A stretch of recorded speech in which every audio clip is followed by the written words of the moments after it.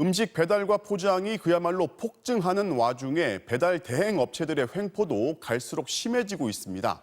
특정 음식은 아예 배달을 거부하거나 가맹비도 일방적으로 올리고 있는 건데요.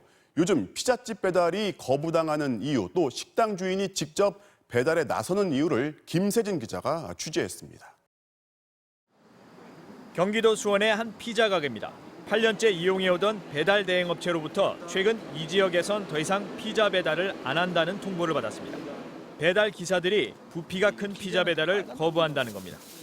기사들의 오토바이 파우치도 작고 다른 건수는 많이 가져갈 수 있는데 피자는 많이 못 가져가다 보니까. 다른 배달 업체들에도 연락해봤지만 한결같이 피자 배달은 거부했습니다. 필요할 때는 먼저 와서 예약해달라 이렇게 해놓고 자기네가 필요 없다고 이제 바로 그렇게 차단을 해버리는 게. 용인에 있는 또 다른 피자 가게. 매달 40만 원씩 배달 대행 업체에 내던 관리비를 최근 75만 원으로 올려줘야 했습니다.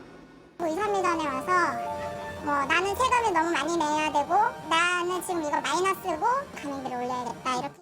이런데도 주문이 몰릴 때면 배달이 한두 시간 늦어지는 건 다반사.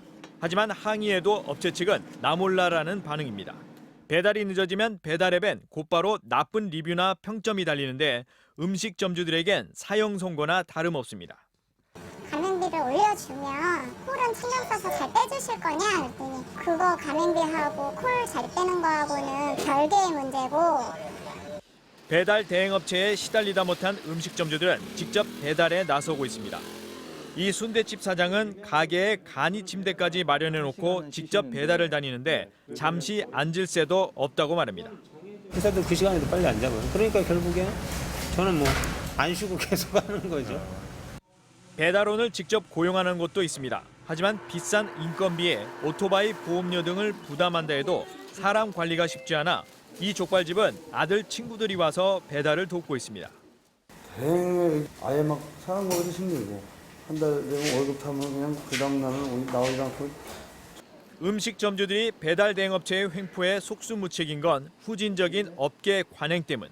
계약이 대부분 구두로만 이루어지는 데다 배달 대행업도 등록제가 아니어서 문제가 발생해도 항의나 손해배상이 힘듭니다.